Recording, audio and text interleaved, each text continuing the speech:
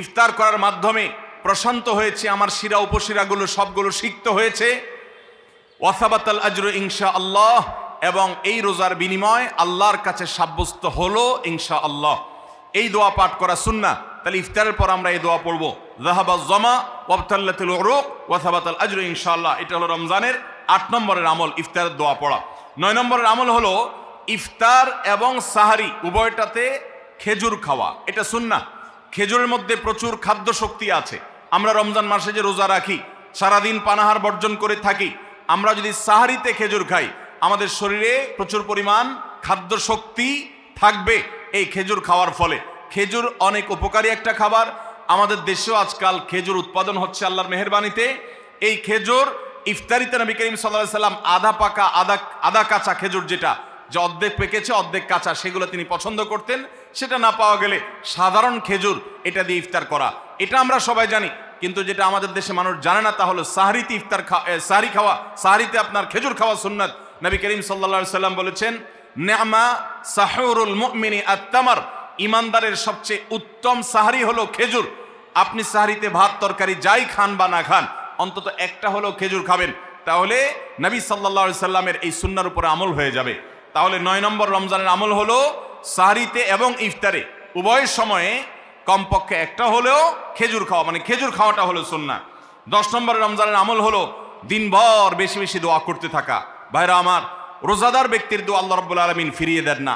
রোজাদার ব্যক্তি দিনভর আল্লাহর কাছে দোয়া করতে থাকলে সে দোয়া কবুল হয়।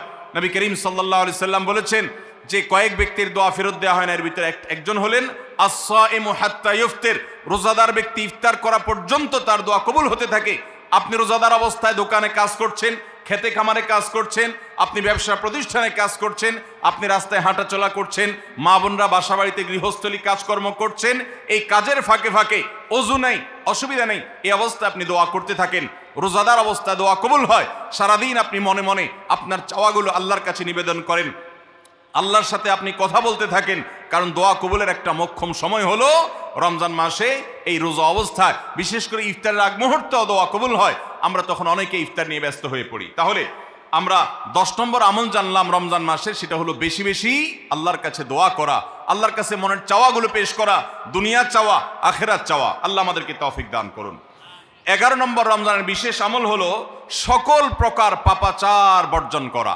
কারণ রমজানের রোজার উদ্দেশ্যই হলো আমরা যেন পাপাচার বর্জন করতে পারি। রমজানের যে রোজা রাখি, এই রোজা মূলত কোরআন এবং হাদিসের ভাষায় এটাকে সওম বা সিয়াম বলা হয়। সওম বা সিয়াম শব্দের অর্থ হলো বিরত থাকা। আর এই বিরত থাকার মানে হলো আমার সামনে পানির বোতল আছে, আমার সামনে খাবার আছে, হালাল টাকায় কেনা, আবার পেটে ক্ষুধা আছে, তৃষ্ণাও আছে, পিপাসা আছে, তারপর আমি খাচ্ছি না, পান করছি না। কেন? কারণ আল্লাহ নিষেধ করেছেন। এখান থেকে শিক্ষা গ্রহণ করে আমার সামগ্রিক জীবনে সকল হারাম, সকল নিষিদ্ধ কাজ থেকে আমাকে বিরত থাকতে হবে, সেই শিক্ষা সিয়াম আমাকে দেয়। এই জন্য এই সিয়ামের মাধ্যমে হারাম বর্জন করা, আল্লাহর নিষিদ্ধ কাজগুলো বর্জন করা, এই ট্রেনিং, এই অভ্যাস রমজান মাসে গড়ে তুলতে হবে। নবী করিম সাল্লাল্লাহু আলাইহি সাল্লাম বিভিন্ন হাদিসে সেই গুরুত্ব আরোপ করেছেন। কোরআনে কারিমে আল্লাহ বলেছেন, তোমাদের উপরে সিয়াম ফরজ করা হয়েছে, তোমাদের পূর্ববর্তীদের উপরে যেমন ফরজ করা হয়েছে সেরকম।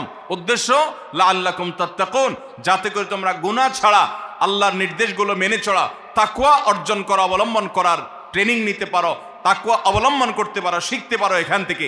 অতএব রমজানের 11 নম্বর বিশেষ গুরুত্বপূর্ণ আমল হলো সকল হারাম, সকল পাপাচারগুলো এই মাসে বিশেষভাবে বর্জন করে চলা। যদি সেটা কেউ না করে তাহলে তার এই রোজার কোনো অর্থ হতে পারে না। অতএব 11 নম্বর আমল পাপাচার বর্জন করে চলা। 12 নম্বর আমল হলো পাপাচারের মধ্যে আবার বিশেষ করে মিথ্যা কথা, মিথ্যা কাজ, প্রতারণা 2 নম্বরই, এগুলো পরিহার করে চলা। এগুলো অন্য সময় তো পরিহার করতেই হবে, রমজানে আরো বিশেষ গুরুত্বের সাথে পরিহার করতে হবে। বুখারীর হাদিসে আসছে, নবী করিম সাল্লাল্লাহু আলাইহি সাল্লাম বলেছেন, মাল্লাম ইয়াদা কাওলাজ জুরি ওয়াল আমাল বিহি ফালাইসা লিল্লাহি হাজা আন ইয়াদা তাআমাহু ওয়া শারাবা। যে ব্যক্তি মিথ্যা কথা, মিথ্যা কাজ এগুলো ছাড়লো না, সেই ব্যক্তির উপবাস থাকায় আল্লাহর কোনো ঠেকা পড়ে নাই। অর্থাৎ তার এই রোজা থাকাটা উপোস থাকা ছাড়া কিছুই নয়, আর তার এই উপোস থাকায় আল্লাহর কোনো প্রয়োজন পড়ে নাই। অর্থাৎ তার এই রোজার কোনো মানে নাই, অর্থহীন হয়ে যাবে যদি সে রোজা রেখে মিথ্যা কথা বলে, মিথ্যা কাজ করে। এই জন্য রমজান মাসের গুরুত্বপূর্ণ আমল হলো 12 নম্বর আমল, যে আমরা মিথ্যা কথা মিথ্যা কাজ রমজান মাসে পরিহার করবো রোজা অবস্থা বিশেষ করে। 13 নম্বর আমল হলো স্পেশালি ঝগড়াঝাটি থেকে বিরত থাকা। নবী করিম সাল্লাল্লাহু আলাইহি সাল্লাম বলেছেন, কোন রোজাদারের সাথে কেউ যদি কুতর্ক করতে আসে, ঝগড়া ফাসাদ করতে আসে, তাহলে সে বলবে ইন্নী সায়েম, আমি তোমার ঝগড়া, আমি তোমার গালিগালাজ, আমি তোমার বিতর্ক বৎসার জবাব দিতে পারছি না, কারণ আমি রোজাদার অবস্থায় আমি আমার মুখ নষ্ট করব না, সময় নষ্ট করব না। অতএব ফেসবুকের বাইরে সোশ্যাল মিডিয়াতে অথবা অনলাইনে অফলাইনে যে কোনো জায়গায় আমরা রমজান মাসে বিশেষভাবে ঝগড়াঝাটি, গন্ডগোল, ফাসাদ, তর্ক বিতর্ক, বৎসা এগুলো আমরা বর্জন করে চলবো, কারণ এটা রমজানের বিশেষ গুরুত্বপূর্ণ আমল যে এই মাসে আমি কোনো ঝগড়াঝাটি করব না। এটা হলো রমজানের 13 নম্বর বিশেষ আমল। 14 নম্বর বিশেষ আমল হলো সাধারণ যত আমল আছে, সাধারণ যত ভালো কাজ আছে, সেই ভালো কাজগুলো এই মাসে সবচেয়ে বেশি গুরুত্বের সাথে করা। কারণ আপনারা জানেন নবী করিম সাল্লাল্লাহু আলাইহি সাল্লাম বলেছেন, রমজানের শুরুর দিকে আল্লাহর পক্ষ থেকে এক ফেরেশতা ঘোষণা দিতে থাকে, ইয়া বাগিয়াল খায়র আকবিল, তোমাদের মধ্যে কেউ কি কোনো কল্যাণের পথে চলতে চায়, এমন কোন মানুষ আছে যে কল্যাণকামী, যে ভালো কাজ করতে চায়, তাহলে সে যেন অগ্রসর হয়, কারণ ভালো কাজ করার মৌসুম এসেছে, সময় এসেছে, সুবর্ণ সুযোগ এসেছে। এটা আমল করার সময়, এটা নিজের আমল নামার শূন্য স্থানগুলো পূরণ করার সময়, এটা জান্নাতের পথে এগিয়ে যাওয়ার সময়। অতএব যত নেক আমল আছে, সেটা যেই ধরনেরই হোক না কেন, সকল ভালো কাজ সবচেয়ে বেশি করতে হবে এই রমজান মাসে। 5 ওয়াক্ত নামাজকে গুরুত্বের সাথে পড়তে হবে, অন্যান্য সমস্ত আমলগুলো করতে হবে, সাধারণ আমলগুলো বিশেষ গুরুত্বের সাথে করা। এটা হলো 14 নম্বর আমল রমজানের। 15 নম্বর আমল হলো খুব গুরুত্বের সাথে ইস্তেগফার করা, আল্লাহর কাছে গুনাহ মাফ চাওয়া।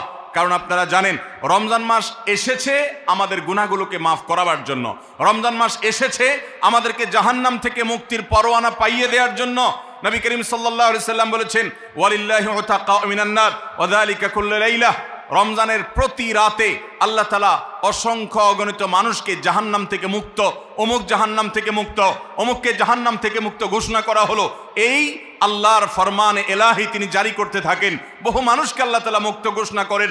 একজন ইমানদার বান্দা এই আল্লাহর তাআলার সাধারণ ক্ষমার অফার নেওয়ার জন্য তিনি চোখের পানি ফেলে দোয়া করবেন, তিনি বিভিন্ন সময় দোয়া করবেন, আল্লাহ রমজান মাস চলছে, এটা গুনাহ মাফ করানোর সময়, এটা গুনাহ মাফ করার সুবর্ণ সুযোগ, আপনি আমার গুনাহগুলো মাফ করে দিন, আমার ভুল ত্রুটি মাফ করে দিন, সারা বছর আমি অনেক পাপ করেছি, আল্লাহ আপনি আমাকে ক্ষমা করে দিন, আমার হিসেবে যত আমল নামাতে যত গুনাহ আছে সবগুলো আপনি ডিলিট করে দিন। আল্লাহর কাছে মাফ চাইতে হবে। নবী করিম সাল্লাল্লাহু আলাইহি সাল্লাম বলেছেন, জিবরিল এসে তার কাছে প্রস্তাব পেশ করেছেন আল্লাহর তরফ থেকে, বাউদামান আদরাকা রমাদান ওয়া লাম ইগফার লাহ, যে ব্যক্তি রমজান পেয়েছে অথচ তার গুনাহ মাফ হয় নাই, সে ধ্বংস হোক। নবী সাল্লাল্লাহু আলাইহি সাল্লাম আমিন বলেছেন। অতএব রমজান মাসে গুনাহ মাফ যদি আপনি করাতে না পারেন, তাহলে জিবরিলের বদদোয়া, নবী সাল্লাল্লাহু আলাইহি সাল্লামের বদদোয়া আপনার জন্য লাগবে। এই জন্য যেই কোনো মূল্যে রমজানের প্রতি রাতে প্রতিদিন চোখের পানি ফেলে একটু একটু করে হলে দোয়া করে আল্লাহর কাছে নিজের গুনাহগুলো মাফ করাইতে হবে। জাহান্নাম থেকে মুক্তির ঘোষণা আল্লাহর পক্ষ থেকে আদায় করে নিতে হবে। এর মাধ্যমে এটা হবে দোয়ার মাধ্যমে, রোনাজারির মাধ্যমে, কান্নাকাটির মাধ্যমে, চেষ্টার মাধ্যমে, আল্লাহর কাছে তওবা করার মাধ্যমে। আল্লাহ আমাদেরকে তৌফিক দান করুন।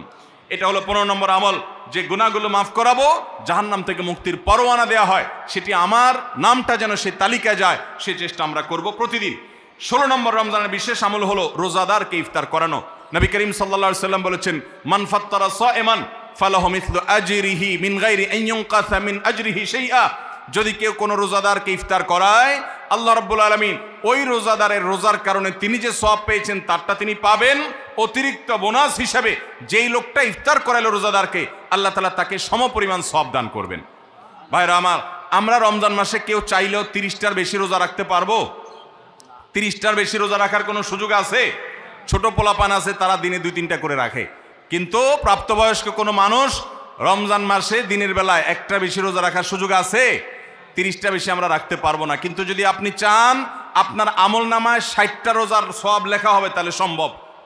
আর সেটা কিভাবে?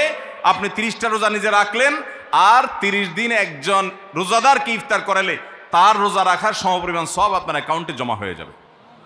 তাহলে আমরা রোজাদারকে ইফতার করাবো তো ইনশাআল্লাহ। আপনার আশেপাশে বহু গরিব মানুষ আছে, দ্রব্যমূল্যের ঊর্ধ্বগতির এই বাজারে আপনি সারা মাসের ইফতার তার বাসায় কিনে পাঠায় দেন, আপনি প্রতিদিন একটু ইফতার একটু প্লেটে করে পাঠায় দেন, আপনি